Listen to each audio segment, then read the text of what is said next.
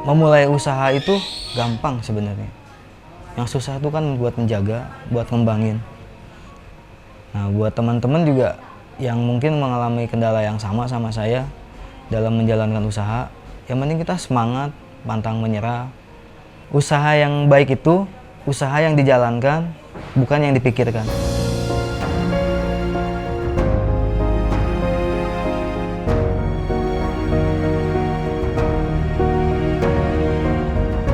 Jalan nggak sampai setahun, yang 7 cabang itu akhirnya bangkrut. Terlalu nafsu, kurang perhitungan. Sementara utang tuh kan di bank masih mandek, masih banyak gitu totalnya. Saya ngerasa udah titik paling rendah. Udah pertama usaha udah nggak ada, kedua nggak kerja, nggak punya penghasilan. Sementara debt collector nagih kan terus ya mereka. Kalau di total-total mungkin 300 juta lebih.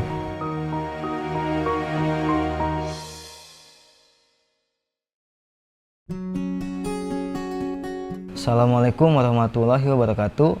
Perkenalkan, nama saya Indra. Asal saya dari Kota Bogor.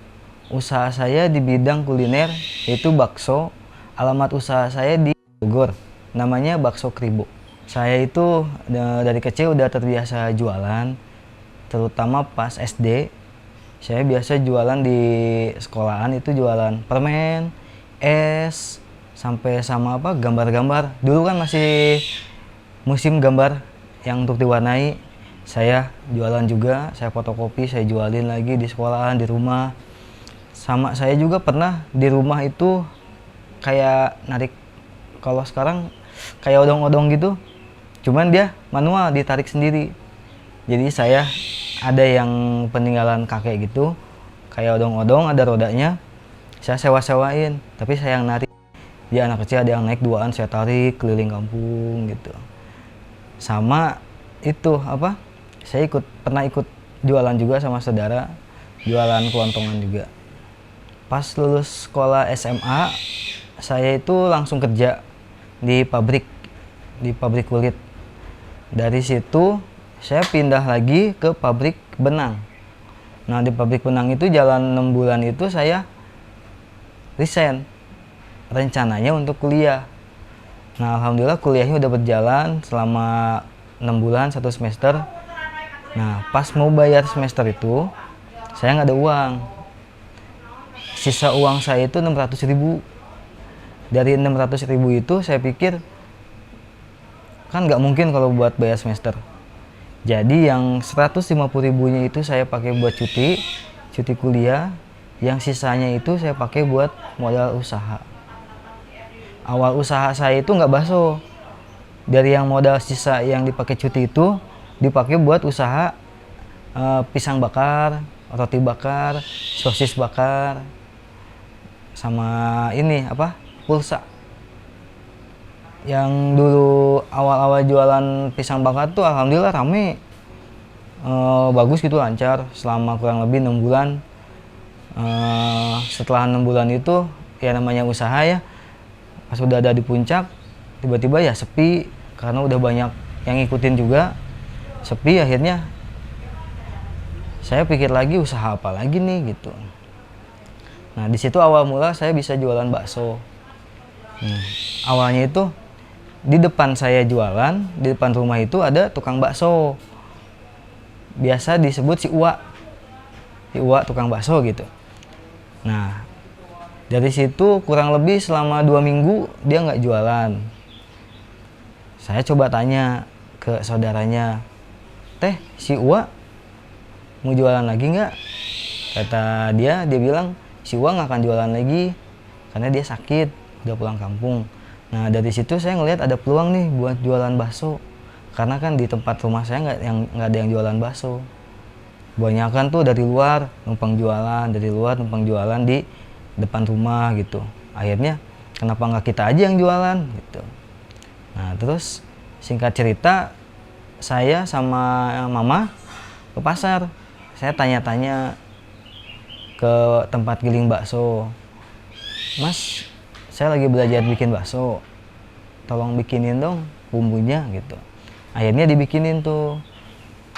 Setelah itu saya bawa pulang ke rumah, Saya coba cetak,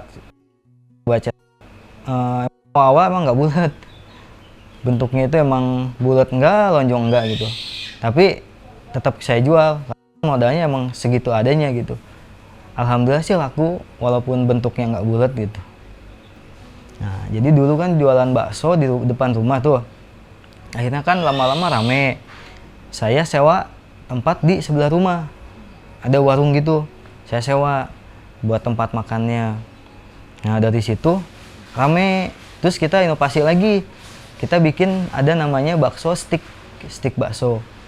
Dari situ makin rame lagi. Nah, setelah itu kan banyak yang ini dari media meliput stick bakso gitu. Dari situ makin rame. Di situ saya yakin kenapa nggak buka di luar gitu. Akhirnya kita coba buka di luar rumah, di luar kampung.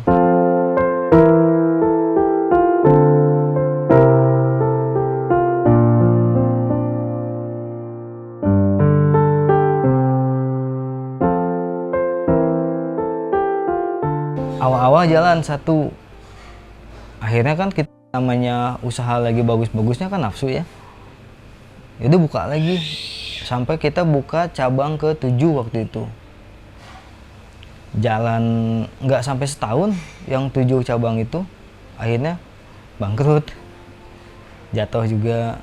Nah, dari yang 7 cabang itu emang salahnya saya itu nafsu ya, usaha terlalu nafsu, kurang perhitungan, ngelihat peluang sedikit langsung buka, peluang sedikit langsung buka gitu.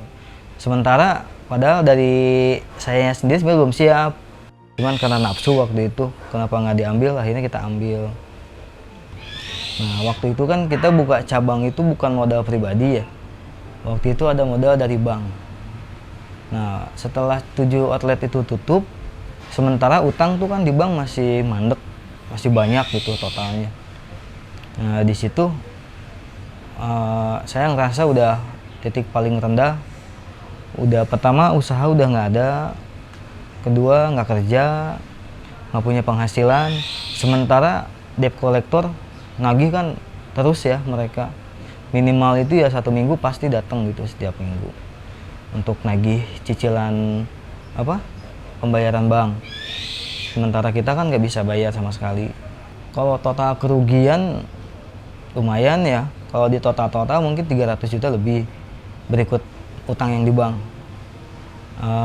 Waktu itu buat ngadepinnya, alhamdulillah saya dikelilingin sama orang-orang yang baik, terutama orang tua, istri, saudara, adiknya ibu yang saya panggil Cici, yang selalu ngedukung di setiap langkah usaha yang saya ambil. Di situ waktu itu saya setelah bangkrut itu ngojek, saya daftar Grab karena kan saya ngelamar ke sana ke sini nggak ada yang terima, nggak diterima dengan alasan umur, mentoknya di umur. Akhirnya kan saya coba buat ngojek. Ya alhamdulillah sih dari ngojek juga ya buat sehari-hari ya ada. Cuman kan kalau buat bayar bank kan kita nggak ada ya. Dan untuk nyari modal usaha lagi juga kan susah. Waktu itu posisi saya ngojek. Saya udah sama sekali nggak mau berurusan sama yang namanya bakso. Bakso itu saya udah trauma, saya udah nggak mau usaha. Sementara istri waktu itu kekeh jualan lagi, sampai ribut. Dia pengen jualan, saya pokoknya nggak mau. Sampai akhirnya tanpa sepengetahuan saya, dia jualan bakso sama mertua berdua. Saya bingung kan, modal dari mana dia, sedangkan saya nggak ngasih modal sama sekali.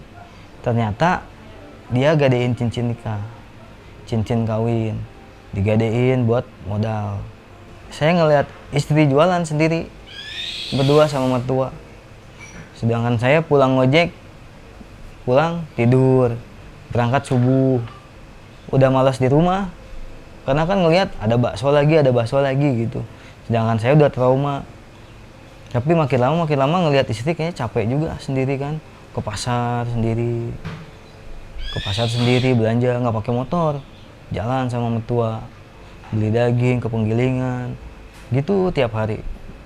Nah dari situ saya mulai ngelihat lagi kenapa saya nggak ikut juga gitu kan. Nah setelah saya ikut, alhamdulillah rame, tapi akhirnya ya lama-lama ya emang usaha ada sepinya ya, sepi lagi tuh waktu itu, sepi lagi sampai bingung lagi. Alhamdulillah saya punya saudara baik, adiknya mama, saya biasa panggil Cici ya.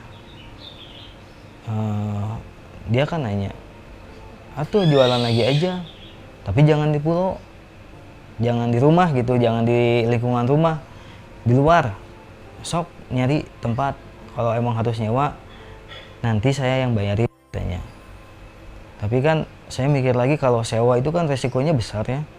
Pertama kalau kita sewa ruko itu, kalau sepi uang sewa udah hilang. Nah, akhirnya saya cari inspirasi di YouTube, di Google, dapat inspirasi itu dari Jogja. Di Jogja itu saya lihat banyak banget yang jualan bakso prasmanan, terutama yang pakai gerobak, pakai motor, sama pakai ini mobil bak. Mobil bak. Nah dari situ saya dapat ide, saya bilang lagi sama saudara, Ci, udah dapat ide nih, jualan bakso di luar, tapi nggak sewa tempat, pakai motor roda 3. Ditanya lagi, emang yakin jualan kayak gitu, pindah-pindah, pakai motor roda 3, yakin insya Allah. Nah dari situ, alhamdulillah dia ngasih modal. Jadi modal pertama bakso prasmanan itu dari saudara, dari adiknya mama. Dia ngasih modal buat beli motor roda 3, sama modal buat belanja pertama tuh. Dari situ alhamdulillah sampai sekarang bisa jalan lagi. Modal awal prasmanan itu saya beli motor second 14.500.000. Modal belanja bahan pertama itu kurang lebih 5 jutaan.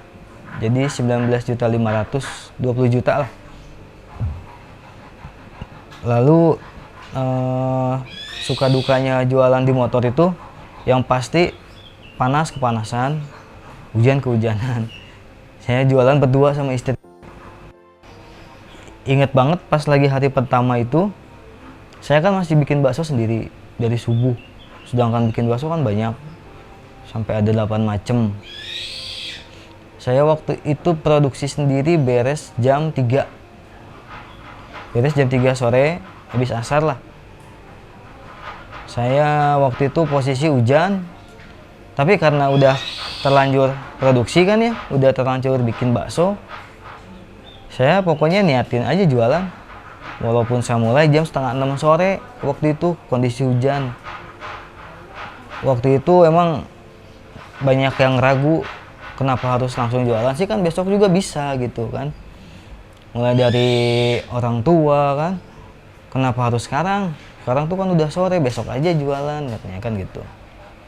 Tapi kan saya udah yakin, karena udah kepalang bikin, ya udah saya mah niatin jualan, berangkat aja saya sendiri. Tapi nggak lama saya sampai di lokasi, istri datang, mertua datang buat bantuin bebenah gitu. Dan hari pertama itu kondisi hujan, walaupun hujan, pendapat kita alhamdulillah responnya bagus gitu. Karena kan emang bakso prasmanan pertamanya di Bogor ya. Udah gitu konsepnya pakai motor roda 3.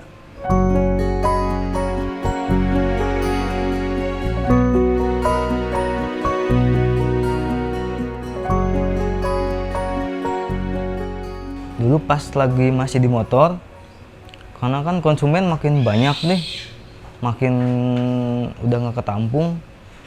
Pertama ngeganggu jalan, ngeganggu trotoar, ngeganggu jalan mobil, macet semua kan. Trotoar kepake buat makan, mobil macet gitu. Dari situ saya berpikir, wah kayaknya nggak bisa nih kalau di jalan terus gitu. Akhirnya kita cari tempat, cari, alhamdulillah ada tempat di daerah situ juga sama di Jalan Roda. Tapi tempatnya ya lumayan kumuh lah gitu, karena kan tempatnya kan bekas rongsok ya, bekas rongsokan. Akhirnya saya sewa di situ, kita rapihin, kita bersihin, kita cat. Kurang lebih di situ saya jalan 1 tahun di situ yang tempat rongsok itu. Di situ makin gak ketampung lagi Kang, makin ramai lagi alhamdulillah jualan. Lama-lama kan kita butuh tempat yang lebih gede lagi kan. Akhirnya saya cari-cari lagi, alhamdulillahnya lagi dapat tempat yang sekarang, dan posisinya emang di situ-situ juga, di alamat yang sama. Jadi konsumen nggak perlu nyari kita kemana gitu, karena posisinya masih di situ juga gitu. Waktu usaha dulu itu emang kesalahan fatalnya itu saya terlalu ambisi ya, terlalu nafsu gitu, pengen buka cabang di sana di sini, sedangkan kita sendiri nih masih manual, belum siap. Udah gitu kan namanya kita usaha masih manual ya, masih banyak banget celah yang bisa jadi buat apa peluang karyawan buat melakukan kecurangan. Mulai dari kasir. Dulu tuh kan saya sebenarnya kan dulu ada orang kepercayaan ya, saya satu orang. Saya percayain dia buat kayak ngambil bakso nih, buat kirim bakso dari tempat produksi ke cabang-cabang. Dia semua yang ngedata tuh. Ternyata dari datanya itu dimainin semua. Yang ngambil bakso misalkan dari tempat produksi 1000, tapi di catatannya tuh nggak sampai 1000, 950 piece gitu. Udah gitu dia juga yang ngompakin nih semuanya, semua karyawan di masing-masing outlet buat beli buah sendiri, beli es batu, sampai beli gula. Untuk apa? Untuk mereka jualan es di sana. Waktu itu pernah teman saya bilang, Indra, kenapa sih kalau gua mampir ke tempat makan lu, kok kasirnya tuh ngasih struknya salah terus gitu kan. Mungkin kalau salahnya sekali 2 kali wajar ya, ini terus-terusan gitu salahnya. Alhamdulillah kan teman saya bilang, ternyata kan teman saya pesannya jus, tapi dimasukin tetap ke register mesin kasir itu, tapi dimasukinnya es teh tawar. Nah si kasir itu langsung bilang, Kak maaf ya, tadi saya salah masukin data, sedangkan tadi kan minumnya jus, ini saya masukinnya es teh tawar, tapi kan bayarnya kan tetap jus juga gitu. Jadi yang masuk ke saya tuh ya es teh tawar. Buat teman-teman yang masih usaha ya, mungkin pernah mengalami kendala yang sama. Pertama, emang kita jangan terlalu ambisius. Kedua, untuk ngejaga usaha yang diperlukan itu pembukuan. Karena saya dulu nggak ada pembukuan sama sekali. Pembukuan dan sistem. Nggak apa-apa kita bayar. Lebih baik bayar sistem daripada tiap hari kita mengalami kerugian. Yang paling penting sih kita konsisten ya dulu ya. Konsisten untuk ngejaga rasa. Karena biar bagaimanapun, mau makanan murah, makanan mahal, yang utama itu kan rasa ya. Karena buat saya, gimana caranya bikin produk yang rasanya enak, tapi murah, terjangkau oleh semua gitu.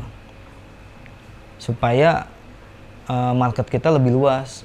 Jadi target marketnya emang menengah ke bawah. Nah, keunggulan kita itu pertama, baksonya murah, enak.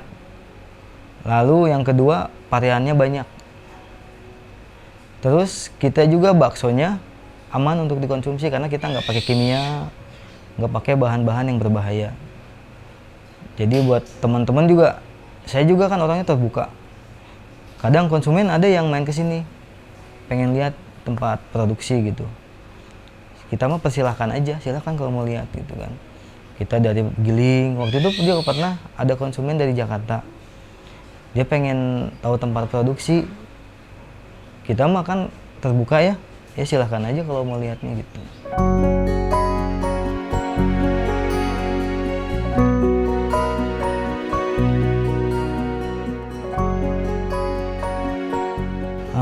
Kita itu ada macam-macam ya variannya, dan harganya itu murah, 2000-an.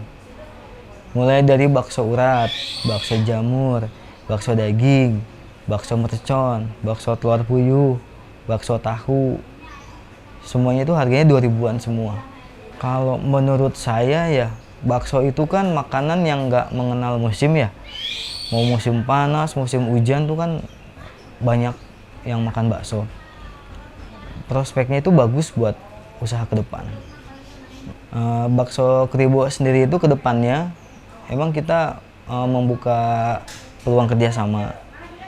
Cuman untuk saat ini emang kita masih belum menemukan konsepnya yang baik itu seperti apa. Konsep kerjasamanya itu seperti apa, kita belum dapat. Jadi buat teman-teman yang ada minat buat usaha atau mau kerjasama dengan Bakso Kribo, kita bisa ngobrol-ngobrol dulu, bisa hubungi saya, atau langsung DM di Instagram Bakso Kribo juga bisa. Pencapaian sekarang itu alhamdulillah ya, penjualan kita udah bagus, udah stabil lah gitu ya. Penjualan sehari itu kita bisa sampai antara 3.000 sampai 8.000 piece per hari. Lalu untuk hasil dari usaha yang sekarang ini, yang udah kita dapetin itu, yang kita cita-citain dari dulu. Dari dulu saya pengen banget punya mesin giling sendiri, jadi nggak usah ke pasar. Punya mesin press, punya mesin cetak bakso. Nah sekarang itu alhamdulillah kita udah dapet itu. Mulai dari mesin giling, mesin cetak bakso, mesin buat kemasan frozen. Alhamdulillah kita udah dapet semua. Kalau dari saya ya, yang berdasarkan pengalaman saya, memulai usaha itu gampang sebenarnya. Yang susah itu kan buat menjaga, buat ngembangin. Nah buat teman-teman juga yang mungkin mengalami kendala yang sama saya dalam menjalankan usaha, yang penting kita semangat, pantang menyerah. Walaupun emang buat prakteknya itu susah ya. Yang penting kita ngelihat di belakang kita tuh ada siapa sih gitu. Kita kan hidup nggak sendiri, sedangkan di belakang kita ada orang tua, ada istri, ada anak mungkin untuk yang punya anak. Jadikan mereka semangat buat kita buat berjuang buat usaha. Usaha yang baik itu usaha yang dijalankan, bukan yang dipikirkan.